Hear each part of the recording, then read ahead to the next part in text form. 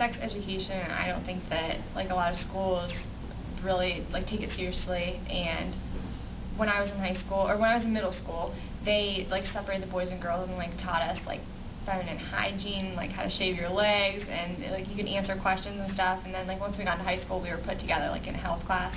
And the first thing that we did my freshman year, I remember, is they took an Oreo and they gave it to the first person. There was like more than 30 kids in the class, and they passed it. Everybody had to touch the Oreo, and it passed like all the way through the whole line. And then the last person got the Oreo, and the teacher said, "Would you eat that?"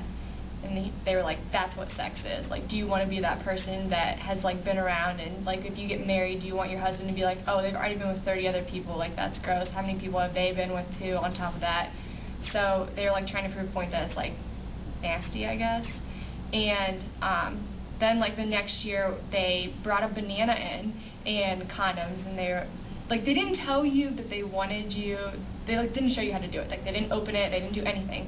They just said like, you can practice on a banana on how to put a condom on, because they really couldn't say anything because it was like, I don't know, they just were really worried about it. They didn't want to make any parents mad or anything like that. So they told us like we could practice on that, and this all happened like my junior year, and pretty much everybody that I knew was like already having sex, so it was kind of pointless for them to like be talking about that. And they did show us a couple slides of STDs, but they were from like the 60s and the 50s. They were really old. I mean, they weren't anything up to date. They didn't have anything about like testing, how to test for STDs. They didn't have anything that would help you, like any tools that you could use. They pretty much just said, if you are abstinent, then you don't have anything to worry about. Like condoms aren't 100% prevented, like they can't prevent STDs and pregnancy and stuff like that. So they just basically said to not have sex, that was the best way to do it. And everyone kind of thought it was a joke because everybody had already been like doing stuff by that point, so it was really late.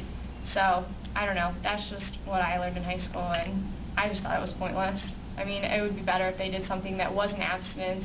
I mean, they can include that too, but they need to talk about other things that, you know, for people who already are doing. I mean, a lot of people start at a really young age. A lot of like people that I went to school with were having sex in middle school, and I think they need to start even earlier than that, and just teaching kids about it, because a lot of parents don't want to talk about it. It's uncomfortable. I mean, my parents didn't talk about it with me. They're just kind of like, you know what it is, you know how to prevent yourself from getting anything. Case closed. This is awkward. So I think that somebody needs to do it. Somebody needs to step up. What do you think about abstinence-only programs in high schools? I think that's the stupidest thing I've ever heard in my entire life. Regardless of what you tell a teenager to do, they're going to want to immediately do the exact opposite. It's better for them to know about it, maybe even give them condoms, keep them safe. It's better. How do you feel about abstinence programs in high schools?